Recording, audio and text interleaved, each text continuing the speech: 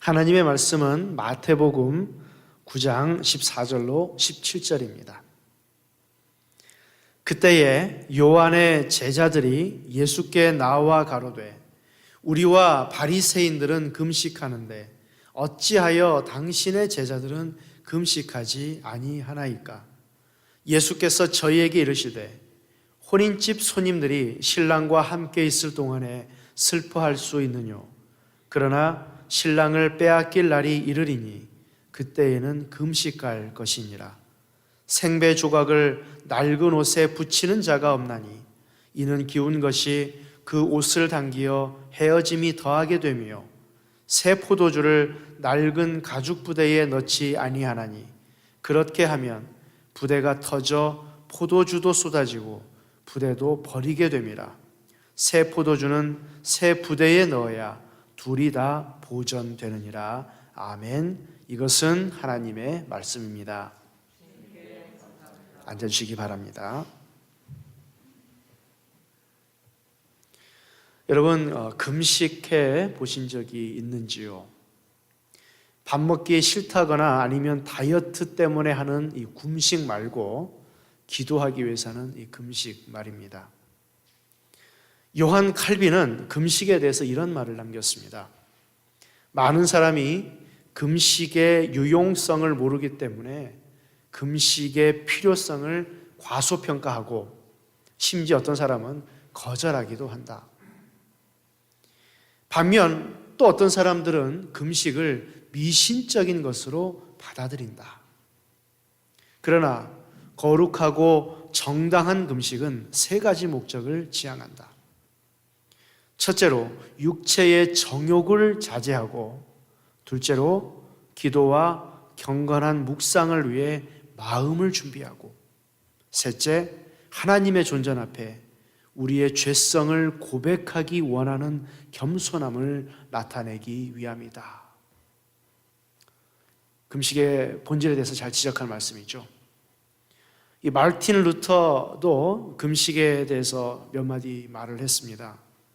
육신을 억제하고 제어하기 위해서 자주 하는 금식은 올바른 일이다.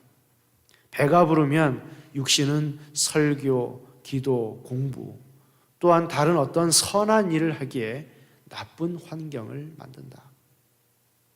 여러분, 금식 기도에는 많은 가치와 이점이 있습니다.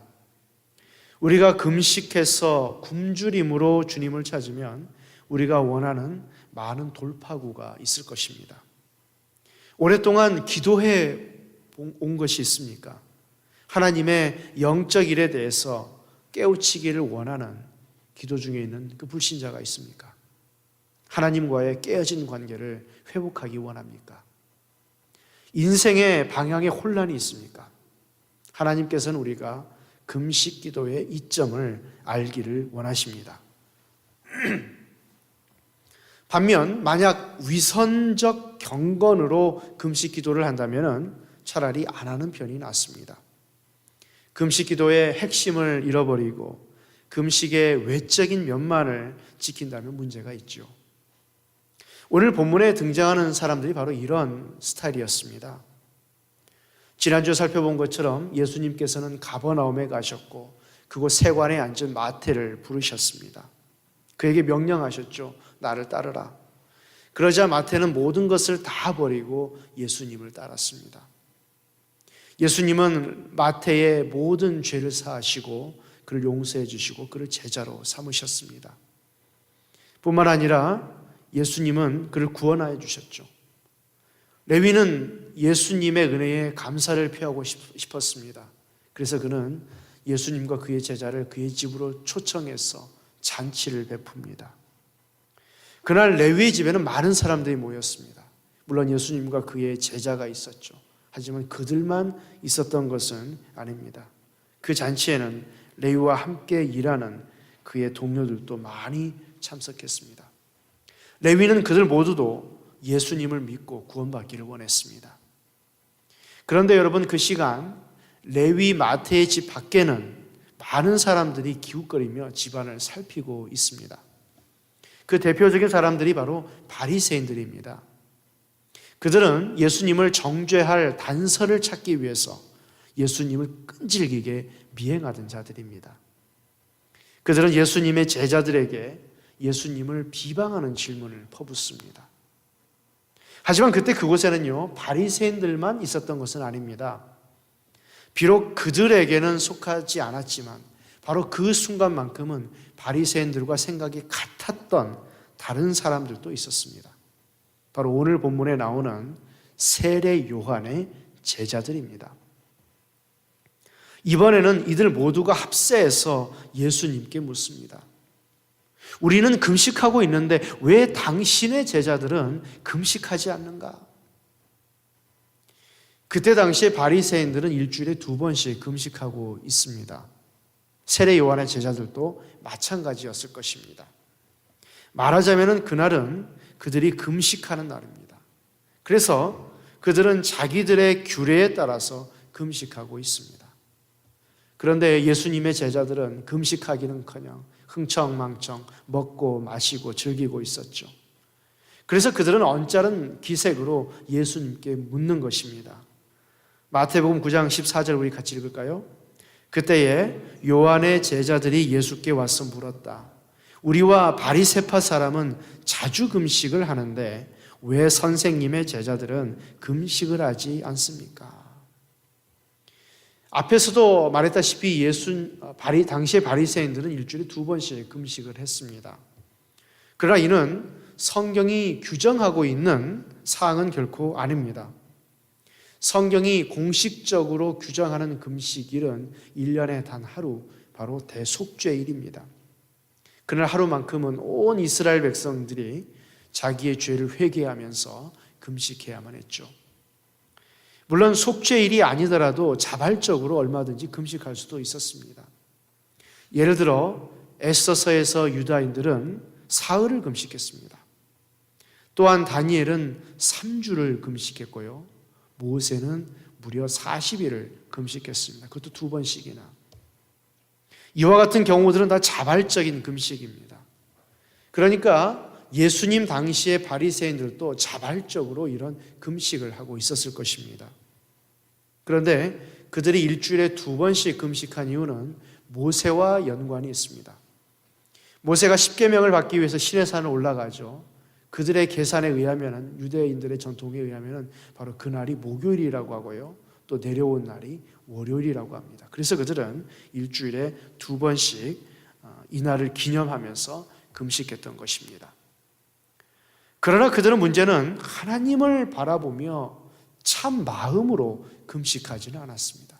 그저 조상들의 유전을 따라서 왜 그래야 되는지 별로 생각하지도 않은 채 그냥 그저 형식에 치우쳐서 때로는 남들에게 내가 경건한 사람이라고 보여주기 위해서 금식했던 것이죠.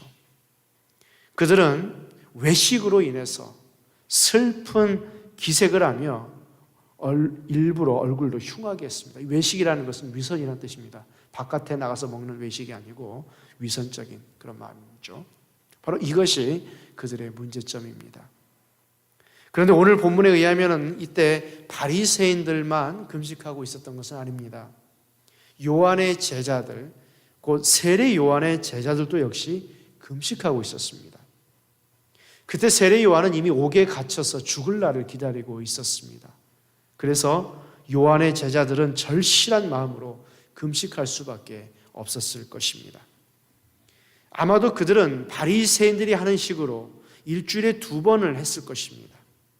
물론 요한의 제자들과 바리새인들이 예수님에 대해서 생각하는 바는 달랐을 것이죠. 바리새인들은 예수님을 신성 모독했기 때문에 예수님을 죽여야 한다고 생각했습니다. 그러나 요한의 제자들은 이와 같은 악독한 생각은 하지 않았을 것입니다. 아무튼 그날 세례 요한의 제자들도 금식하고 있었고 바리새인들도 금식하고 있었습니다. 말하자면 그날은 월요일이든지 아니면 목요일이든지 둘 중에 하나였을 것입니다. 그런데 그들과는 달리 예수님과 그의 제자들은 금식하지 않습니다. 오히려 그들은 레위의 집에서 배가 터지게 만찬을 즐겼습니다. 그것도 세리 및 죄인들과 함께 어울려서 먹고 마셨습니다. 그래서 그날 금식하고 있던 세례 요한의 제자들과 바리새인들이 다 함께 예수님께 몰려와서 묻습니다. 우리와 바리새파 사람은 자주 금식을 하는데 왜 선생님의 제자들은 금식을 하지 않습니까? 도대체 당신의 제자를 어떻게 가르친 것입니까? 어찌 그들이 금식하는 날에 금식하지도 않고 도리어 먹기를 탐하는 사람들이 되어버리고 만 것인가요? 분명 당신의 가르침에 문제가 있습니다. 그러면서 그들이 예수님을 비방했던 것입니다. 이에 대해 예수님이 대답하십니다. 15절 같이 읽습니다. 예수께서 그들에게 말씀하셨다. 혼인잔치의 손님들이 신랑이 자기들과 함께 있는 동안에 슬퍼할 수 있느냐?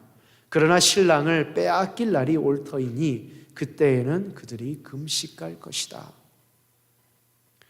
예수님 당시에 유대인들은 한 주간씩 혼인잔치를 했습니다. 꽤 긴 기간이죠. 일주일간. 따라서 잔치 중에는 분명 당연히 월요일과 목요일이 끼어들 수밖에 없습니다. 하지만 그럴지라도 그때에는 금식하지 않습니다. 아무리 외식하는 바리새인이라도 잔치에 참여하는 동안은 금식하지 못하게 되어 있습니다. 초상집에서는 울며 슬퍼해야 하지요. 그러나 잔치집에서는 웃으며 춤을 추어야 합니다. 지금 혼인집 손님들이 신랑과 함께 있습니다. 이는 잔치가 시작되었다는 뜻이죠. 그렇다면 이제 모두가 기뻐하며 즐거워할 때입니다. 결코 금식하면서 슬퍼할 때가 아닙니다. 이 비유에 나오는 신랑은 물론 예수님을 가리킵니다.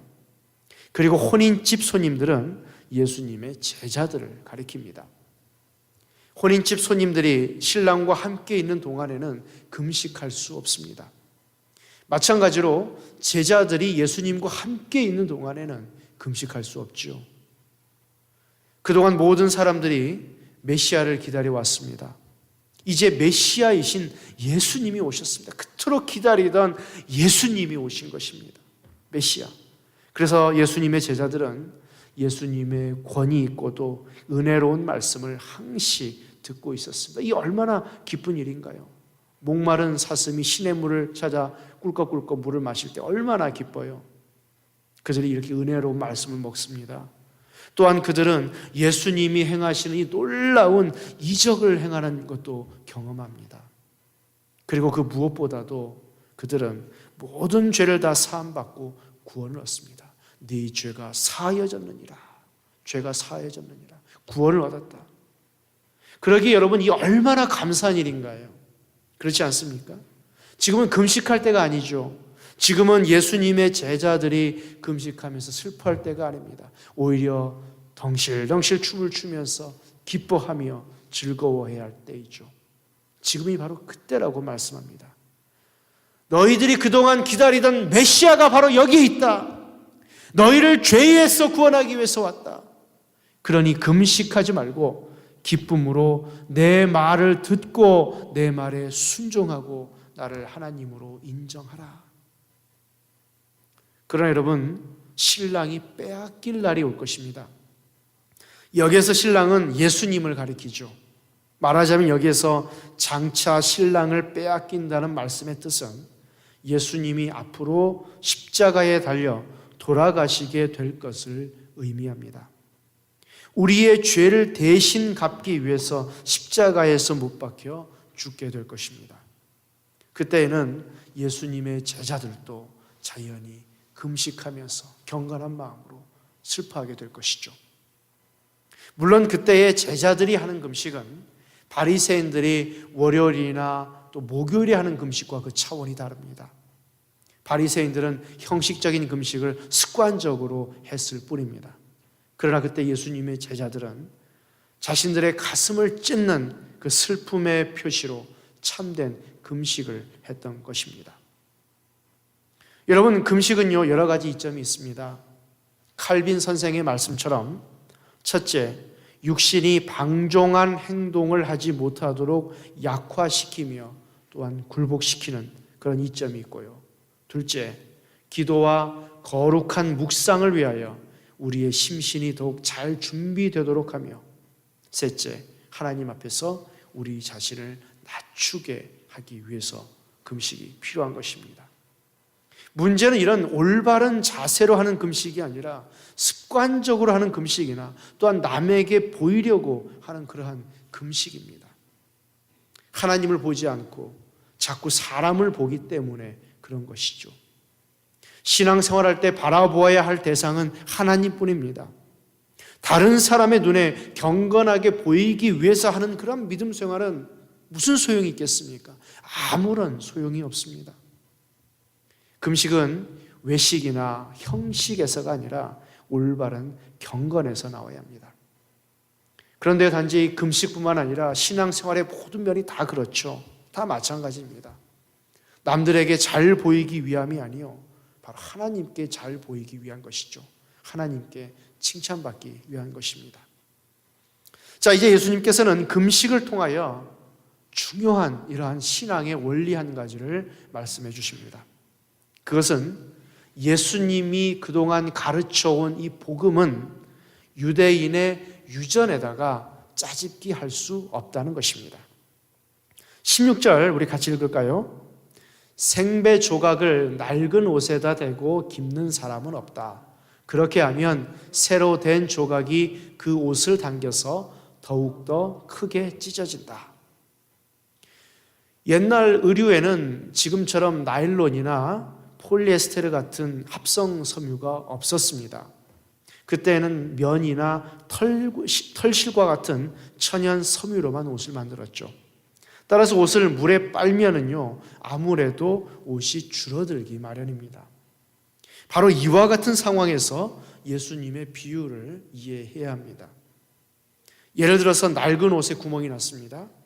그렇다고 해서 생배 조각을 낡은 옷에 붙여서 기울 수는 없습니다. 그렇게 하면 옷을 물에 빨 때에 생배 조각은 오그라들고 말 것입니다. 그러나 낡은 옷은 이미 많이 줄어들었기 때문에 더 이상 오그라들지 않습니다. 따라서 생배 조각이 오그라들면서 낡은 옷을 잡아당기죠. 자연히 낡은 옷에 생긴 구멍은 더 커지게 됩니다. 그리고 낡은 옷의 헤어짐도 더 심하게 되죠. 그러기에 생배 조각을 낡은 옷에 붙여서 함께 기워서는 안 됩니다. 낡은 옷은 낡은 조각으로 기워야 하고요, 새 옷은 또 새 조각으로 기워야 합니다. 그러면 여기서 생배 조각은 무엇을 가리킬까요? 예수님께서 그동안 가르쳐 주신 그 말씀, 예수님이 우리에게 보여주신 그 모든 것을 가리킵니다. 그 모든 것을 한 단어로 요약한다면 복음이라고 할 수 있습니다. 그러면 여기서 낡은 옷이란 무엇을 가리킬까요? 구약 성경이나 구약의 율법이 아닙니다. 신약이나 구약이나 다 같은 것이에요. 다 똑같은 것이지, 구약이 따로 있고 신약이 따로 있고 구약이 없어지고 이제 신약 시대고, 이게 그 세대주의에서 자꾸 이렇게 생각을 하는데 결코 아닙니다. 예수님은 율법이나 선지서를 폐하러 오셨어요? 그렇게 하지 않습니다. 완성하러 오셨다라고 말씀합니다. 즉 구약에서의 그 연장선상에서 예수님은 오셨고, 구약을 잘못 이해한 유대인의 그 전통을 바로잡으려고 오셨던 것이죠. 따라서 여기 낡은 옷은요, 그 당시 유대교를 가리킵니다. 유대교. 지금의 유대교도 마찬가지입니다. 그 당시 유대교는 외식과 형식에 사로잡혔습니다. 지금도 유대교를 보면 얼마나 외식과 형식에 사로잡혀 있습니까? 성경과는 아무런 관계가 없는 전통을 고집하면서 인간적인 의의를 내세우기를 좋아하죠. 한마디로 그 당시의 유대교는 거짓 종교입니다. 반면에 복음은 어떻습니까? 복음은 결코 인간의 의의를 드러내지 않습니다. 또한 예수님의 가르침은 형식과 위선, 이 외식을 배제합니다. 예수님의 가르침을 가만 보시면요, 바로 이 원리를 추구하고요, 본질을 추구합니다. 하나님이 원래 우리 인간에게 주셨던 그 계시 말씀의 그 뜻을 잘 파악해서 그 마음을 우리에게 전달해 줍니다. 그런 이 두 개가 같이 어울릴 수는 없죠. 예수님께서 지금까지 하셨던 산상수훈과 유대인들이 그동안 이해해온 그들의 전통과는 서로 결코 공존할 수 없습니다. 처음부터 완전히 갈아엎고 다시 시작해야 하는 것입니다. 생배 조각을 낡은 옷에 붙일 수 없습니다. 그럼에도 불구하고 그날 세례 요한의 제자들과 바리새인들이 어떠했습니까? 예수님이 가르쳐온 그 복음 말씀을 가지고서 자기의 그 유대인들의 전통에다가 자꾸 끼워 맞추려고 하는 거예요. 그러다 보니까 안 맞죠. 어떻게 해요? 무엇을 버리고 무엇을 택했어요? 예수님을 버리고 그들의 유대인들의 전통을 택했던 것입니다. 그래서 예수님을 십자가에 못 박아 버렸던 것이죠. 그들은 생배조각 곧 예수님의 복음을 낡은 옷, 그 당시 유대교의 전통에 붙이려고 했습니다. 예수님의 가르침은 자기들이 전통적으로 가지고 있는 쾌쾌 묵은 신학에다가 집어넣으면 안 됩니다. 완전히 브레인와시를 해야만 이해가 되는 것입니다. 그래서 다음 구절도 마찬가지로 같은 것을 가르칩니다. 17절 같이 읽습니다. 새 포도주를 낡은 가죽 부대에 담는 사람은 없다. 그렇게 하면 가죽 부대가 터져서 포도주는 쏟아지고 가죽 부대는 못 쓰게 된다. 새 포도주는 새 가죽 부대에 담아야 둘 다 보존된다. 본문의 뜻은 앞의 예와 마찬가지입니다. 예수님의 가르침을 쾌쾌 묵은 전통에다가 놓고 해석해서는 안 된다는 것입니다. 이것은요, 구약을 없애는 것이 아닙니다. 모세 율법을 없애는 것이 아닙니다. 그렇게 생각하면 우리가 잘못 이해하는 거예요. 예수님은 모세 율법을 결코 없앤 적이 없습니다. 예수님이 비판하는 것은 구약도 아니고 모세 율법도 아니고 그들의 전통입니다. 유전, 장로들의 그 유전. 하나님의 말씀의 본질을 배제하고 율법주의로 해석한 유대교의 유전을 없애는 것이죠.